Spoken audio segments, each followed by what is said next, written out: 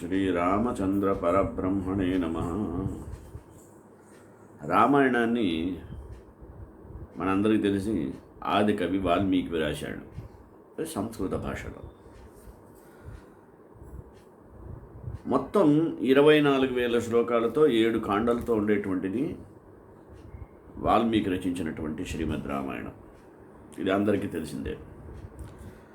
అయితే ఆ తరువాతి కాలంలో వాడు ఇదే వాల్మీకి రామాయణాన్ని ఆధారం చేసుకొని అనేక మంది అనేక భాషలు అనేక రకమైనటువంటి రామాయణాన్ని రాయగలిగారు. ఉదాహరణకి హిందీ భాషలో చూసినట్లయితే తులసీదాస్ రామచరిత మానస్ను రాసి చక్కగా పేరు ప్రఖ్యాతులు పొందగలిగాడు. అలాగే ఆధ్యాత్మ రామాయణం, ఆనంద రామాయణం, గోపీనాథ రామాయణం, ఇలా ఎవరికి తోచినట్లు వాళ్ళందరూ వాళ్ళ పరిధిలో వాళ్ళ భక్తికి తోచిన విధంగా, బుద్ధికి తోచిన విధంగా, జ్ఞానానికి అందిన విధంగా వాళ్ళ అభిప్రాయాలను వారి రచన ద్వారా అనేక విధమైనటువంటి రామాయణాలు రాయడానికి కారణమైంది. ప్రత్యేకించి తమిళంలో కంబర్ అనే మహానుభావుడు రాసినటువంటి రామాయణం కంబరామాయణం సుప్రసిద్ధమైనది. ఆ తర్వాత కూడా రాజాజీ రామాయణం. ఇప్పటికీ చాలామంది రామాయణాల మీద రాస్తూనే ఉన్నారు. అది అంతులేని సాగరం లాంటిది.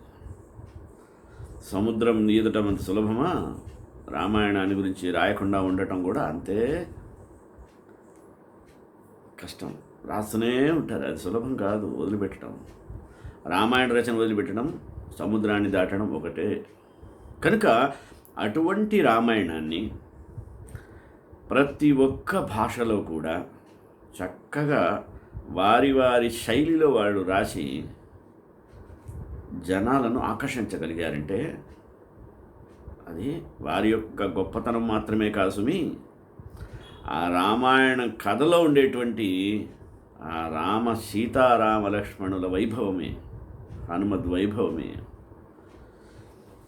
ఇప్పటికీ ఆశ్చర్యంగా ఉంటుంది.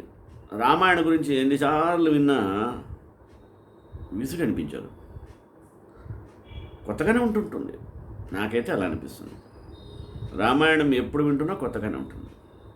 రామాయణాన్ని ఆబాల గోపాలం కూడా ఆస్వాదించే విధంగా రామానంద సాగర్ అనే ఆయన రామాయణ అనే ఒక సీరియల్ని హిందీలో ఒక 20-30 ఏళ్ల క్రితం టెలికాస్ట్ చేస్తే భారతదేశం యావత్ ఆదివారాలు దానికి అతుక్కుపోయేవాడు. మరి ఎక్కడి నుంచి ఈ ఆకర్షణ? అసలు భాష రానటువంటి మిగతా ప్రాంతీయ వాళ్ళు కూడా హిందీలో ఉండే రామాయణం చూసి ఆనందపడేవాళ్ళు. దీన్ని బట్టి ఏమర్థమైందంటే రామాయణానికి భాష ప్రధానం కాదు, భావ ప్రధానమైనటువంటిది రామాయణం. అందుకనే బహుశా భావార్థ రామాయణం కూడా ఒకటి ఉంది. ఇలా చెప్పుకుంటూ పోతే తెలుగులో మొల్ల అనే ఒక రచయిత రాసినటువంటి రామాయణం, దానికి మొల్ల రామాయణం అని పేరు. మనం తెలుగు వాళ్ళమే ఉండి అందరి గురించి చెప్పుకున్న తరువాత మన తెలుగు రచయిత్రి గురించి మనం చెప్పుకోకపోతే చిన్నబోతుందేమో అనే ఉద్దేశంతో ఈరోజు మొల్ల రచించిన రామాయణంలోని ఇతివృత్తాలు, ఆమె యొక్క కవితా శైలి, వీటన్నిటి గురించి మనం కూలంకషంగా తెలుసుకోవాలి. మొల్ల యొక్క జీవిత చరిత్ర ఏంది, ఆమె ఏ విధంగా ఈ రామాయణం రాయడానికి ప్రేరణ పొందినది. సాధారణంగా మనం చూసిన వాళ్ళందరూ కూడా రచయితలే. అంటే రచయితలు తప్ప ఎవరు రాయలేరు. దాన్ని బ్రేక్ చేసినటువంటి స్త్రీమూర్తి, మహిళా శిరోమణి మొల్ల. కనుక మనందరం తప్పకుండా మొల్లకి, ఆ కవయిత్రి మొల్లకు నమోవాకాలు తెలియజేయాల్సిన అవసరం ఉంది. ఆమె తనదైన శైలిలో తాను రామలక్ష్మణ సీత సమేత హనుమద్ మొదలగు వారిని ఏ రకంగా ఊహించుకుందో ఆ రకంగా తాను వ్యక్తపరచగలిగింది తన యొక్క మూల రామాయణం ద్వారా. కనుక మనం అటువంటి ఆ రచయిత్రి కష్టపడి ఇష్టపడి రచించినటువంటి ఆ రామాయణం గురించి తెలుసుకోవాల్సిన అవసరం ఉంది కనుక ఈనాడు నేను మొల్ల రామాయణము అనే అంశం మీద మీ ముందుకు వచ్చాను. మొదటగా ప్రార్థన. ఆర్తానామార్తిహంతారం భీతానాం భీతినాశనం ద్విషతాం కాలదండం తం రామచంద్రం నమామ్యహం.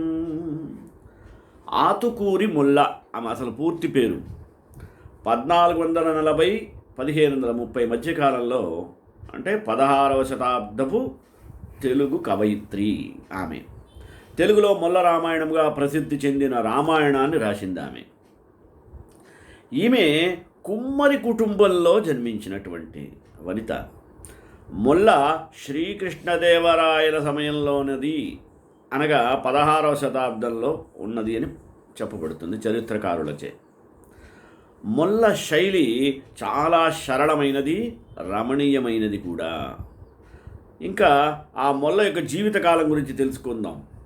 మొల్ల జీవించిన కాలం గురించి పరిశోధకులలో భిన్నాభిప్రాయాలు ఉన్నాయి. సన్నుత సుజ్ఞాస సవివేకి వాల్మీకి దగ్గర నుండి తిక్క కవిరాజ భోజు వరకు మొల్ల నుతించినది. వాళ్ళందరినీ ఆమె స్తోత్రం చేసింది. శ్రీకృష్ణదేవరాయల ఆస్థాన కవులలో ఒకరిని కూడా తన పద్యంలో ఆమె పేర్కోని కారణంగా ఆమె రాయలవారి సమయానికే కవయత్రై ఉండాలని భావించబడుతుంది. ఎందుకంటే ఒకవేళ ఆ తర్వాత ఉండుంటే అక్కడ ఉండేటువంటి వాళ్ళనైనా అల్లసాని పెద్దలను వీళ్ళనైనా ప్రశంసించి ఉండేది కదా. అది జరగలేదంటే అంతకుముందే ఈమె జన్మించినట్టుగా తెలియజేయబడుతుంది. సరే, జనసామాన్యంలో ప్రచారంలో ఉన్న కథలు మొల్ల తెనాలి రామలింగుడికి సమకాలీనురాలని వెల్లడిస్తున్నాయి. 16వ శతాబ్దానికి చెందిన ఏకామ్రనాథుడు అనే చరిత్రకారుడు తన ప్రతాప చరిత్రలో మొల్లను పేర్కొన్నాడు. అందుకే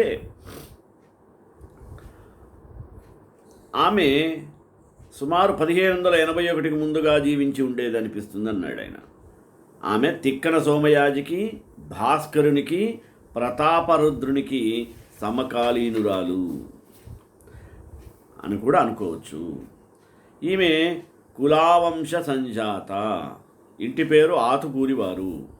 వంగడమును బట్టి కుమ్మరి మొల్ల అని విశ్వమును వ్యవహరింపబడుచున్నది. ఈమె తండ్రి కేతన పెట్టి. గ్రంథావతారికలో ఆదికవి స్తుతియందు శ్రీనాథుని స్మరించి ఉండుటచే ఈమె శ్రీనాథుడు తరువాత కాలమున ఉండేటిదని తెలియబడుచున్నది. చరిత్ర పరిశోధకులు 1525వ సంవత్సర ప్రాంతము నిర్ణయించారు. ఈమె ఆజన్మ బ్రహ్మచారిణి అని కూడా ప్రసిద్ధిగా చెప్పబడుతుంది.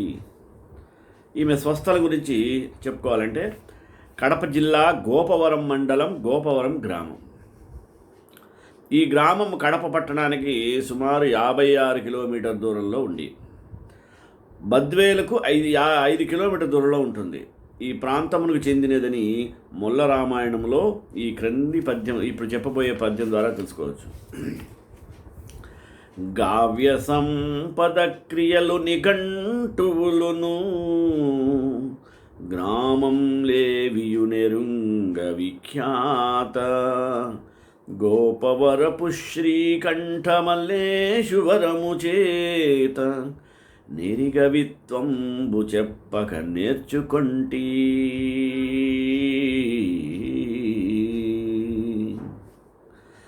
నెల్లూరు దగ్గర ఇంకో గోపురం ఉన్నా కానీ అక్కడ శ్రీకంఠమల్లేశ్వర స్వామి ఆలయం లేదు. మొల్ల తాను శ్రీకంఠమల్లేశ్వరుని వరం చేతనే కవిత్వం నేర్చుకున్నా అని స్వయంగా చెప్పింది కనుక ఆ శ్రీరామాలయం గోపవనంలోనే ఉంది. తరతరాలుగా జనం చెప్పుకునే మొల్ల, అక్కడ మొల్ల బండ అని ఒకటి ఉంది. గ్రామస్తులు ఈ బండకు పూజ చేయడం ప్రాచుర్యంలో ఉంది.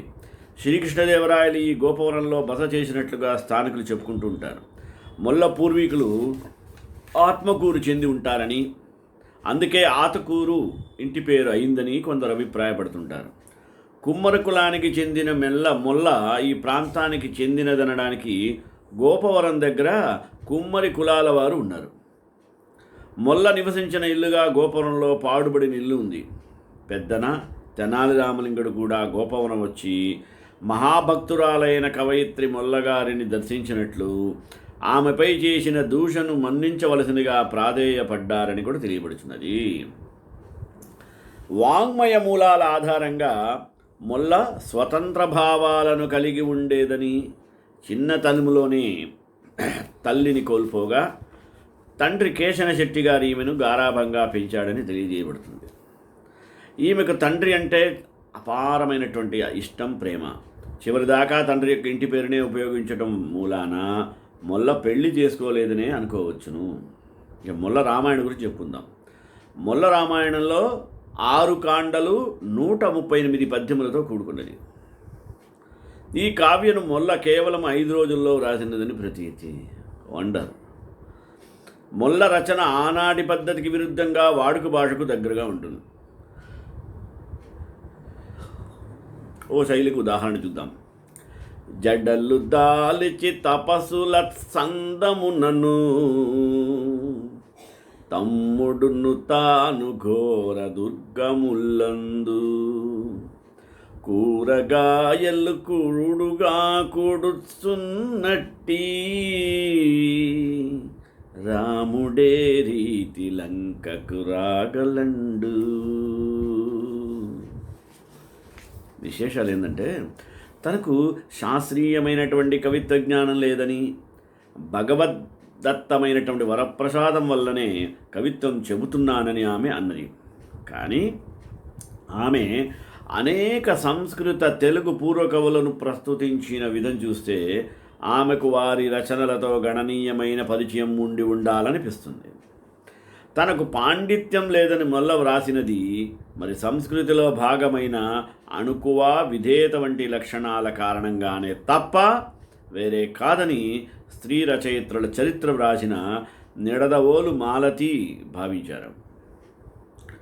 గ్రంథావతారికను బట్టి ఈమె తక్కిన కవయిత్రుల వలె గురువునద్ద విద్యను అభ్యసించలేదు. గోపవరపు శ్రీకంఠ మల్లేషు కృపను కవిత్వమును చెప్పనేర్చినదనియు తెలియచున్నది. ఈమె కావ్య లక్షణాధికములు ఏమియో ఎరుగకపోయినను నన్నయ తిక్కనాది కవుల గ్రంథములను మాత్రం క్షుణ్ణముగా చదివినదని, ఈమె వ్రాసిన పద్యముల తీరుల యొక్క నడకల బట్టి చెప్పవచ్చు. ఈమెపై పోతన కవితా ప్రభావం ఎక్కువగా గలదు. అందుకని పలికెడిది భాగవతమట, పలికిడివా పలికించెడివాడు రామభద్రుండట అని పోతన చెప్పిన మాదిరిగానే ఈమె రామాయణం ముందు చెప్పమని చంద్రుడు చెప్పించిన పలుకు మీద చెప్పెదనే, నెల్లప్పుడు నిహపర సాధన, నీ పుణ్య చరిత్ర తప్పులెంచకుడు కబుల్లు అని పలికినది. సర్వగుణాకరుడు శ్రీరాముని చరితమును ఎన్ని విధముల రచన గావించినను నవ్యత కలిగి వీణుల విందై అమృతపు సొనల పొందై అలరారుచుండుట తాను ఈ గ్రంథమును చేపట్టుటకు కారణమని చెప్పినది. అట్టి మహాత్ముని చరితమున కందువ మాటలను అందముగా కూర్చి పఠితులకు శ్రోతలకు విందును గూర్తునని ముందంచ వేసింది. గ్రంథావతారిక ఎందు చెప్పబడిన విషయం వలన ఈమె పూర్వకవుల సాంప్రదాయములనే అనుసరించి కావ్యారంభం అయోధ్యాపుర వర్ణతో ప్రారంభమై దశరథుని పుత్రకామేష్టి, శ్రీరామచంద్రుని జనన మాదిరిగా రావణవధానంతరము ముగియుచున్నది. ఉత్తర రామాయణమును స్పృశించలేదు. సాధారణంగా కవులు వర్ణనాదుల యందు జటిలమై మరియు సుదీర్ఘమైన సమాసముల నొడగూర్చి తమ పాండిత్య ప్రకర్షను చూపిస్తారు. శబ్దాడంబరమునకు ప్రాధాన్యమిచ్చి ప్రబంధ యుగమునందు పుట్టిన మొల్ల శబ్దాడంబరమునకు లోనుగాక యతి అలతి పదములతోనే రచన సాగించి ఖ్యాతి పొందిందంటే చూడండి. చిన్ని గీతములలో పెద్ద భావాలను ఇమిడ్చుట ఈమె యొక్క సహజమైనటువంటి లక్షణం. జడలు ధరించి తపస్సుల చందనమున దమ్ముడును దాసు ఘోరధురంబులందు కూరగాయలు కూడుగా గుడుచునట్టి రాముడు ఏ రీతిగా లంకకు రాగలడు. పదబంధములందు చూడండి, ఈమెకు చక్కని నేర్పుంది. తిక్కన వలె ఈమె పాత్రను కళ్ళకు కట్టినట్లు చిత్రించగలుగుతంలో సమర్థురాలు. హనుమంతుడు సముద్రాన్ని దాటినప్పుడు ఈమె ఆ ప్రాంతానికి చెందినది కాబోలు అనిపిస్తుంది. ఆ సముద్రంలోన ఎంత సత్యసముపేతముగా వర్ణించిందో ఈమె చూద్దామా. మొగము బిగించి పాదముల మొత్తముగా నటనూది త్రొక్కి నీటుగా మొగమొత్తి భీకర కఠోర రవంబున వార్చి బాహులత్సగణిక్త లీలమా శివలయంబుగ బాలముద్రిప్పి వ్రేగునన్ నగముసగంబు కృంగ గపినాథుడు నింగిదాటెరివునన్.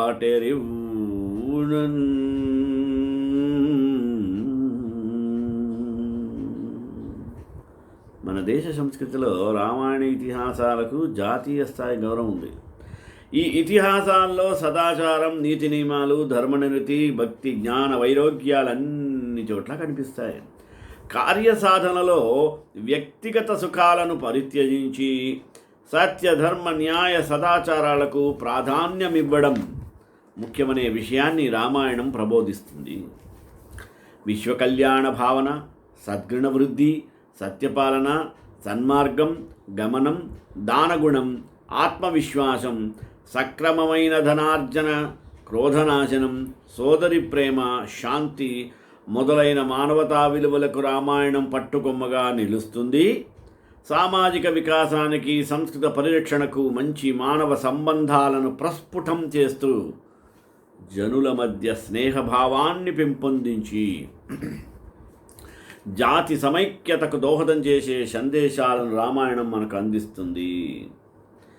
మొల్ల రామాయణంలో బాలకాండ, అయోధ్యకాండ, అరణ్యకాండ, కిష్కింధకాండ, సుందరకాండ మరియు యుద్ధకాండ మాత్రమే ఉన్నాయి. 6 కాండలు, అంటే ఉత్తరకాండం లేదు. అందులోని సుందరకాండ కావ్యానికి ఆయువు పట్టువంటిది. దీంట్లో కూడా రామాయణంలో అంతా మాధుర్యమే ఉంటుంది. శబ్దగత మాధుర్యం, అర్థగత మాధుర్యం, రసమాధుర్యం అనే 3 రకాల మాధుర్యాలకు నిలయం శ్రీమద్ రామాయణం.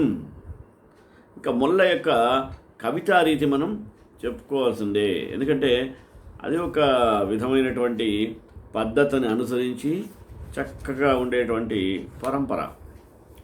మొల్ల రామాయణ సంగ్రహం రచన పూర్తిగా వాల్మీకి అంత బృహత్ కావ్యం కాదు సుమి. ఇందులో కథ చాలా వరకు టూకీగా చెప్పి మానవ సంబంధాల సన్నివేశాలున్న చోటవా మొల్ల తన కవితా ప్రతిభను ప్రదర్శించటం పాఠకులుగా మనం చూడవచ్చు. ఆమె భావాల్లో కనిపిస్తుంది. ఈమె రచనా శైలి మృదు మధురంగా ఉంటుందని చెప్పడానికి గాను అవతారికలో ఆమె చెప్పిన ఈ క్రింది పద్యం ద్వారా పాఠకులు గమనించవచ్చు. ఏందో చూడండి. తేనె సోకనోరు తీయనయగురీతి తోడనర్ధమెల్లతో చకుండ గూఢ శబ్దములను గూర్చిన్న కావ్యము మూగ చెవిటి వారి ముచ్చటగును. What a beautiful composition of the life. ఈ విధంగా మరి మొల్ల రాసినట్టు రామాయణంలో ఉన్నాయి. మొల్ల రామాయణ రాశిలో చిన్నదైన వాసిలో మిన్న అని గొప్పగా చెప్పుకోవచ్చు. మొల్ల కవిత్వం మానవీయ విలువలకు చాలా ప్రసిద్ధి చెందినట్లుగా చెప్పబడుతుంది. అన్నట్లుగానే మొల్ల తేట తెలుగు మాటలతో కూర్చిన రామాయణం ఇది. లెక్కకు మిక్కిలిగా ఉన్న తెలుగు రామాయణం అన్నింటిలో కూడా ఎక్కువ జనాదరణ పొందినట్లుగా తీర్చిన గొప్ప కవయిత్రి మొల్ల. ఈ కవయిత్రి యొక్క పూర్తి పేరు మనం అనుకున్నాం కదా, ఆతుకూరి మొల్ల. ఈమె క్రీస్తు 16వ శతాబ్దానికి చెందినది. తండ్రి ఆతుకూరి కేశన, మొల్ల గోపవరపు శ్రీ కంఠమల్లేశ్వరం చే కవిత్వం చెప్పడం నేర్చుకుంది. పోతనలాగా ఈమె కూడా పలికించడివాడు రామభద్రుండే అని చెప్పి తన రామాయణాన్ని శ్రీరామచంద్రునికి అంకితం ఇచ్చింది. అవతారికతో కలిసి యుద్ధకాండ వరకు మొత్తం 869 గద్య పద్యాలు ఈ రామాయణంలో ఉన్నాయి. ముల రామాయణంలో రాశిలో చిన్నదైనా వాసిలో మిన్నైనదే. తరువాత మొల్ల కవిత్వం మానవీయ విలువలు. మొల్ల తన రచనలలో మానవీయ విలువలకు అధిక ప్రాధాన్యతను ఇచ్చారని చెప్పడానికి ఇదో నేను చెప్పబోయే కొన్ని పద్యాలు చూడండి, అర్థమవుతాయి. ఉన్నాడు లెస్సరాఘవుడున్నాడిదే కపులగూడి యురుగతిరానై యున్నాడు నిన్ను గొనిపోనున్నాడిది నిజమ్మునమ్ము ముర్వితనయా.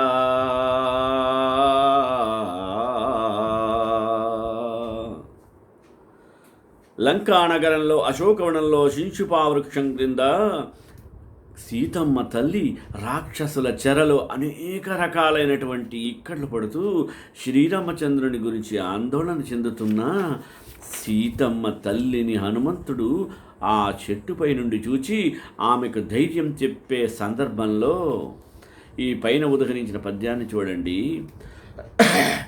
మాట్లాడేటప్పుడు ఎదుటివారి పరిస్థితిని బట్టి మాటలలో నేర్పరి మన హనుమంతుడు. అందుకనే సీతకు ముందుగా కావలసింది రాముని క్షేమ సమాచారం కాబట్టి ముందుగా ఉన్నాడు లెస్సరాఘవుడు అని హనుమంతుడు ప్రారంభించాడు. ఈ వాక్యం ఉన్నాడు అనే క్రియాపదంతో ప్రారంభించాడు కదా. ఉన్నాడనే మాట వినేసరికి సీత మనసు శాంతిస్తుంది. తరువాత ఎవడున్నాడు సందేహం సీతకు కలగవచ్చు. దాని నివృత్తిగా హనుమంతుడు వెంటనే రాఘవుడున్నాడు అన్నాడు. అంటే రఘుకులేంద్రుడు ఉన్నాడు అని దాని యొక్క అర్థం. మరి పడి ఎలా ఉన్నాడు అనే సందేహం కలుగుతుంది. దానికి సమానంగా లెస్సగా ఉన్నాడని తెలుస్తుంది. సరే, తరువాత సీతను చరండి విడిపించిన ఎలా అనే సందేహానికి సమాధానంగా సైన్యంతో కూడి ఉన్నాడు. తరువాత ఎంత సమయపడుతుందే ప్రశ్న సమాధానంగా ఉరుగతిరానయ్యున్నాడు అని చెప్పడం జరిగింది. అనగా అతి త్వరలోనే శ్రీరామచంద్రుడు కపసైన్యంతో వచ్చి నిన్ను చరణుడు విడిపించి అయోధ్యకు తీసుకెళ్తాడు అనే మాట సీతాదేవి కలిగే ఆందోళన నివృత్తి చేస్తుంది. మేమంతా రామునితో ఉన్నాము, ఇది నిజం అనే నమ్మకాన్ని కలిగించే విధంగా హనుమంతుని యొక్క మాటల్లో సీతమ్మకు హనుమంతుడు ధైర్యాన్ని ఇచ్చి ఆశల ఊరటను కల్పించాడు. మనం ఆపదలో ఉన్నామని తెలిసి కొంతమంది సహాయం చేయడానికి వస్తారు. మరికొందరు ఇదే అదునుగా చేసుకొని విషకుంభ భయోముఖం అన్నట్లుగా మోసం చేద్దామని చూస్తుంటారు. ఇదే లోకం యొక్క తీరు. అందువలన సహాయం చేస్తానని వచ్చిన ప్రతి ఒక్కరి మాటలను గుడ్డిగా నమ్మరాదు. అలా గుడ్డిగా నమ్మి ప్రస్తుత ప్రపంచంలో ఎంతోమంది స్త్రీలు మోసపోతున్నారు. ఈ విధంగా ఎవరు మోసపోకుండా ఉండాలంటే సీతామాతలాగా ప్రవర్తించాలనే సందేశం రామాయణంలో ఈ క్రింది పద్యం ద్వారా మనం ఇప్పుడు తెలుసుకుందాం. తోయజదళాక్షి వలరాయుడిటులేచి పటు సాయకములేచి పుడేయగదొడంగెన్ తోయద పథంబున అమేయ రుచితోడా నుదురాయుడను మించి వడగాయగ గడంగెన్ కోయిలలు కీరములు కుయగానళివ్రజము లేయడజూచినను మ్రోయుచు చలంగెన్ నా ఎడల కృపారసమునీయక వివేకమునా నీ ఎడల నుండుతు న్యాయమేల తాంగీ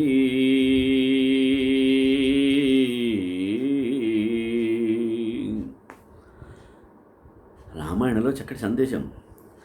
సీత జాడను వెతుకుచూ వచ్చిన హనుమంతుడు పరిచయస్తుడు కాడు, ఆగంతకుడు. అందువలన ఇతడు కూడా రాక్షసమాయేమో అని భావించి సీతమ్మ తన సందేహాన్ని నివృత్తి చేసిన హనుమంతుతో ఇలా అన్నది, నిన్ను విశ్వసింపజాలను వినుపింపుము నీ తెరంగు విభుని తెరంగు, నన్నపుడు భావని తెలియగా వినయంబున విన్నవించే విస్ఫుట పణితిన్.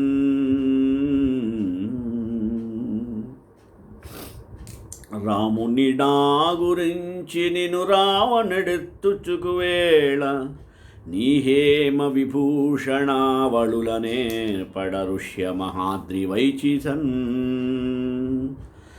మేమవి తీసి దాచితిమి మీ పతి అచ్చటికే గుదెరగా, దామర సాప్తనందనుడు తానవి సూపిన జూచి మెచ్చుచున్.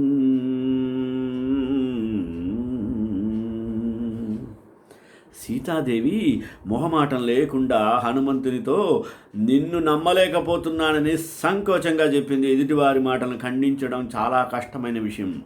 వారు బాధపడతారేమోనని తాను వంచుకోకూడదు.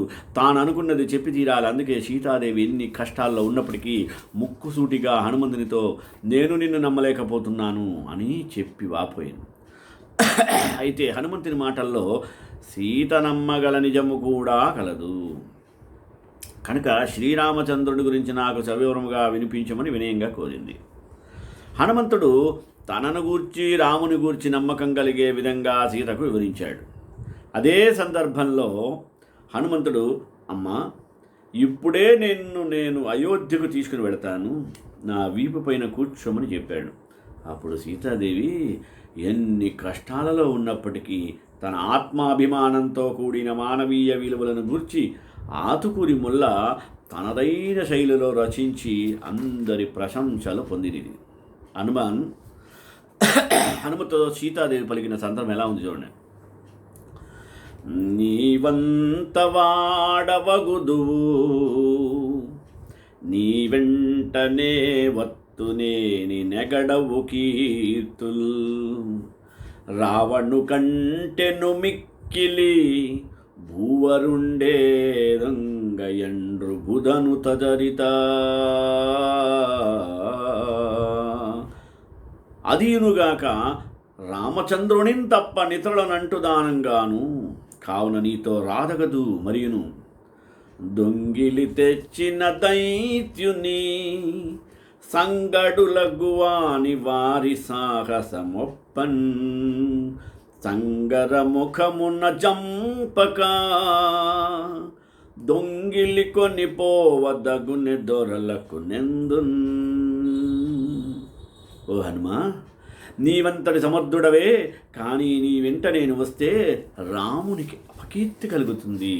రావణుడు చేసిన తప్పును మన వంటి ఆత్మాభిమానం గలవారు చేయరాదు కదా. అలాగ చేసినట్లయితే రావణుని కంటే రాముడే పెద్ద దొంగ అని లోకం అంటుందని. వీరులైన వారు సాహసంతో యుద్ధం చేసి దొంగిలించి తెచ్చిన రాక్షసుని సంహరించి తీసుకెళ్ళాలి. కానీ నన్ను దొంగిలించి తీసుకుని పోవడం దొరలకు తగినది కాదని మానవతా విలువల గురించి మొల్ల ఎంత చక్కగా తెలియజేసిందో చూశారా సీతామాత దేవరా. మరీను శ్రీరాముడు ముల్లోకాలలో ముఖ్యమైన వీరుడును, విలువిద్యా దీక్షను తీసుకున్నటువంటి వారిలో గొప్పవాడును, రాక్షస వంశానికి యముని వంటి వాడును అయినందున భార్యకు ద్రోహము చేసిన రావణుని యుద్ధములో అందరికీ తెలిసేటట్లు చంపి నన్ను తీసుకుని వెళ్ళడం ధర్మమని హనుమంతునితో సీతామాత హితవు పలికింది. నీవు శ్రీరామచంద్రుని ముఖ్యమైన బంటువు, పుత్రునితో సమానుడవు కాబట్టి నీతో రావడం తప్పు కాకపోయినా పగ తీర్చకుండా రావడం తగినది కాదు. కాబట్టి శ్రీరామునికి ఈ విషయాలన్నీ తెలిసేటట్లు చెప్పు. ఆలస్యం చేయకుండా రాముని వెంట పెట్టుకుని రావలసింది అని సీతమ్మ చెప్పెను. పై మాటల ద్వారా సీతమ్మ తల్లి ఇంతటి దయనీయ పరిస్థితిలో ఉన్నప్పటికీ ధర్మము తప్పకూడదని ఆపదల సమయంలో కూడా భావితరాలకు మానవీయ విలువలను చూపించింది. ప్రతి భార్య తన భర్త పట్ల అన్యోన్యతను పాతివ్రత్యాన్ని నిరూపించుకోవాలని అనుకుంటారు కదా. సీతాదేవి కూడా అందుగల తన పతిదేవుడు శ్రీరామచంద్రుని అందుగల అన్యోన్యత పాతివ్రత్యాన్ని తెలుపుతుంది. చూడండి, ఏయడజూచిన ధరణి నాయకు శ్రీపాదయుగము నా చిత్తములో బాయదని విన్నవింపుము వాయుతను బౌడ పుణ్యవంతుడ తెలియన్. పుణ్యాత్ముడా, వాయునందనుడా, ఆ భూనాయకుని పాదాల నా మనస్సును కోరింది. ప్రతి వ్యక్తి తాను చేసినట్టి పొరపాటును సరిదిద్దుకోవాలి. ఎవరి యందు ఆ తప్పు చేశారో వారిని క్షమించమని కోరడం మానవీయత. సీతాదేవి దండకారణ్యంలో లక్ష్మణుని మాటలను లెక్క చేయకుండా అతనిని దూషించింది. అందువలననే ఈ పరిస్థితి సంభవించిందని తెలుసుకున్న సీతమ్మ తనను రావణుడు ఎత్తుకుపోయినప్పటి నుండి లక్ష్మణుని క్షమించమని కోరాలనుకుంటూ ఉంది. కానీ తెలియపరిచిన వారు లేరు. ఇప్పుడు తెలియపరచిన వ్యక్తి హనుమ ఉన్నాడుగా తెలియపరిచేవాడు. అందువలన వెంటనే హనుమతో ఈ విధంగా చెబుతుంది. జనకుని భంగి రామ నృపచంద్రుని నన్నున్నదల్లి మారుగా కని కొలువంగనేచు గుణగణ్యుని లక్ష్మణు నీతి పారగున్ వినగనరాని పల్కుల వివేకము చేతను పల్కినట్టి ఆ వినుత మహాఫలమనుభవించి తినంచును జాటి చెప్పుమా. తండ్రి వలె రాముని, తల్లి వలె నన్ను సేవించే సద్గుణగణ్యుడు నీతిమంతుడైన లక్ష్మణుని తెలివి తక్కువగా వినకూడని మాటలతో, అనకూడని మాటలతో ఆయన మనసు నొప్పించాను. దాని ఫలితం అనుభవిస్తున్నానని చెప్పు నాయన హనుమ. ఇంకా ఆ మాటలు మది నుంచక నా మానముగావు మనుచుమయ వినయ గుణో దాముడ రాముని తమ్ముండు సౌమిత్రికి చెప్పవయ్య సాహసివర్యా. నేను అన్న ఆ మాటలను మనసులో పెట్టుకోవద్దని, నా గౌరవాన్ని కాపాడమని వినయగుణ సంపన్నుడైన రాముని తమ్ముడైన లక్ష్మణుడికి చెప్పమని కోరింది. సాధారణంగా ప్రతి వ్యక్తి కష్టాల్లో ఉన్నప్పుడు ధర్మాన్ని ఆచరించడానికి వీలుపడదు. కానీ సీతమ్మ ఎన్ని కష్టాల్లో ఉన్నప్పటికీ ధర్మాన్ని వీడని భూమిజను చూసి హనుమంతుడు ఆనందించి చేతులు జోడించి నమస్కరిస్తూ మరొక మారు నమ్మకం కలిగించే ధైర్యవచనాలు ఇలా చెబుతున్నట్ట. నీ విభుడబ్ది దాటి ధరణీతల నాదులు సన్నుతింప సుగ్రీవ సుషేణ ముఖ్య బల బృందముతో నరుదించి నీచునిన్ రావణు నాజిలో దునిమిరాజ సమొప్పగ నిన్నుగాంచు సేనావళితోడ నీ పురికి నారయ నేగు నిజంబునమ్ముమా అని విన్నవించిన మృండయ్యదేవి చేత ఆమె చేత దీవెనలు పొంది మరలి పోతున్నవాడై తన రాక రావణుని కెరుంగజేయాలని తలంచాడు మనసులో. నీ భర్త రామచంద్రుడు సముద్రాన్ని దాటి రాజులందరూ పొగుడుచుండగా సుగ్రీవుడు సుషేనుడు మొదలైన సైన్య సమూహములతో లంకకు వచ్చి నీచుడైన రావణుని యుద్ధంలో చంపి రాజటీవి మెరిసేటట్లుగా నిన్ను తీసుకొని సైన్యాలతో మీ అయోధ్య నగరానికి వెళతాడు. ఈ మాట నిజం, దయచేసి నా మాట విశ్వసించమ్మా. సీతాదేవి ఆపదలో ఉన్నది. అందులోని రావణాసురునిచే అపహరింపబడి వేరే ప్రదేశానికి తీసుకువెళ్ళబడింది. రాక్షసుల బారిన పడి ఉన్నది. ఇలాంటి పరిస్థితుల్లో ఉన్నవారికి ఊరట కలిగించే మాటలు కావాలి. ఆందోళన వ్యాకరణ పండితుడైన హనుమంతుడు చాలా గొప్పగా మానవీయ విలువను చూపిస్తూ ధైర్యవచనాలు పలికాడు. సీతాదేవి జాడను మరి చూసి శ్రీరామచంద్రుని చేరిన తరువాత హనుమంతుడు అటువంటి శుభవార్తను చెప్పిన సందర్భాన్ని మొల్ల తనదైన శైలిలా వర్ణించింది. కంటిన్ జానకి పూర్ణ చంద్రవదనన్ కళ్యాణి నాలంకలో గంటిన్మీ పద పంకజాతము మదిన్ గౌతూహలం ఒప్పగా గంటిన్మీ కరుణావలోకనము విఖ్యాతంబుగా గీతులం గంటిన్మా కపివీర బృందములలో గాంభీర్యవారన్నిధి. అటువంటి మొల్ల తన రామాయణంలో తిక్కన వలె పాత్రలను కళ్లకు కట్టినట్లుగా చిత్రించింది. హనుమంతుడు సముద్రాన్ని దాటినప్పుడు ఈమె ఆ ప్రాంతాన్ని చూసినది కాబోలు అనిపిస్తున్నట్లుంటుంది.